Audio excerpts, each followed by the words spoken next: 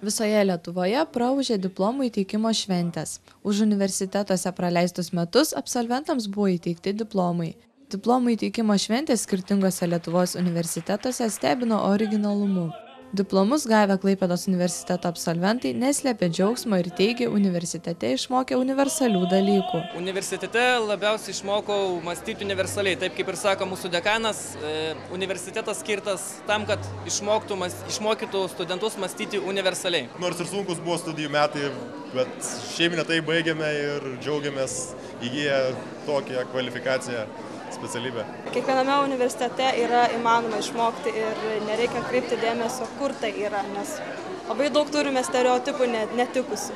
Tai tiesiog nebent tik tiek, nes viskas čia buvo puiku. Labai daug jėgų įdėjau, tai šitas diplomas tai yra didžiulis gyvenimo pasiekimas, tai tikrai esu labai laiminga ir tiesiog nėra žodžių, žinokit, apsakyti tai savijautai, net virpuliukas ima labai gerai džiaugiuosi, labai puiku, labai graži šventė. Dėkoju visiems dėstytojams, kurie įdėjo save į mane, tai yra didžiausias mano gyvenimo laimėjimas. Žinot ką, išmokau valdyti laivą. Tai yra pats nuostabiausias dalykas, kas įvyko. Tarp Klaipėdos universiteto pedagogikos fakulteto absolventų olimpietė sprinterė Lina Grinčikaitė, kuri šiemet atstovaus Lietuvai Londono olimpinėse žaidynėse. Klaipėdos universiteto absolventai gavę diplomus neketina nustoti mokytis.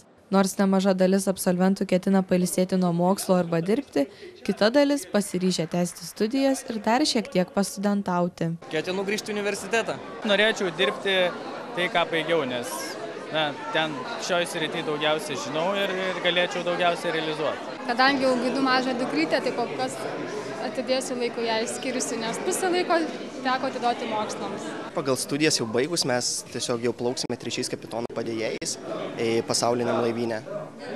Tai dirbsime tiesiog laivyne į visą jūrą ir sieksime kapitono laipsnio. Šiaulių universitetą šiemet baigė 15 absolventų laida nuo universiteto įkūrimo ir 62 nuo Šiaulių aukštosios mokyklos įkūrimo. Jau antrus metus Šiaulių universiteto diplomų įteikimo šventės vyksta įvairiose miesto vietose, o į gausiausią Šiaulių universiteto socialinių mokslų fakulteto diplomų įteikimo šventę absolventai rinkosi Šiaulių arenoje. Šioje šventėje dalyvavo Jungtinių Amerikos valstijų valstybinio universiteto prezidentas daktaras Lester Lefton su žmona ir Lietuvos garbės konsule Ohajo valstijoje Ingrida Bublys. Vytauto Didžiojo universitetas šiemet baigė beveik 2000 studentų. Diplomai buvo įteikti visų 9 universiteto fakultetų ir muzikos akademijos absolventams. Diplomų įteikimo ceremonijoje dalyvavo Vytauto Didžiojo universiteto tarybos pirmininkas, kadenciją baigęs Lietuvos Respublikos prezidentas Valdas Adamkus. Sveikinimo kalboje jis pabrėžė, kad studentui gavus diplomą sustoti nedera. Kad jūs šiandieną įgijote, tas neužbaigė jūsų įsipareigojimo. Įsipareigojimo savo ir visiems. O tas įsipareigojimas šiandieną yra būtinas. Būtinas, drįstu pasakyti, jaunai valstybei, nors žvelgiame atgal ir kalbame apie tūkstantmetį. Klaipėdos universitete diplomų įteikimo iškilmės vyko net 2 savaites.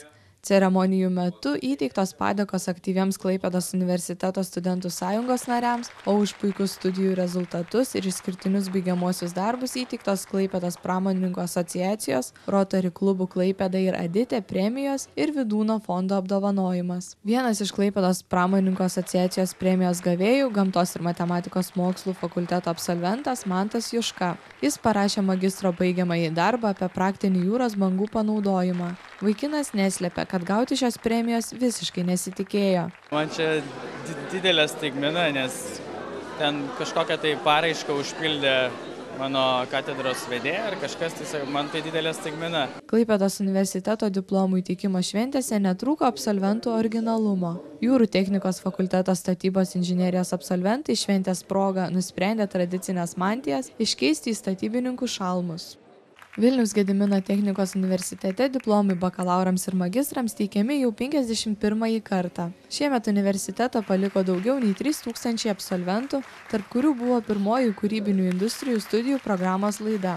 Jiems diplomus įteikė švietimo ir mokslo ministras Gintaras Steponavičius. Kauno technologijos universitetas išleido 89-ąją absolventų laidą, kurioje daugiau nei 3000 absolventų. Tarp šiemet baigusiųjų studijas Kauno technologijos universiteto absolventų yra 2012 Londono olimpinių žaidynių dalyvis, socialinių mokslų fakulteto absolventas, dziudo imtynininkas Karolis Bauža. Kauno technologijos universiteto absolventai džiaugiasi baigę universitetą ir pripažino, kad aukštasis mokslas pasiaukojimo reikalaujantis dalykas. Šitiek stengiamės, šitiek vargom, pagaliau sulaukėm. Ar labai buvo sunkus tie metai? Oi, visko buvo. Ir sunkumų, ir buvo ir lengvų vietų. Nelabai tikisi šiaip. Aišku, diplomas jau rankose, bet šiaip dar nelabai.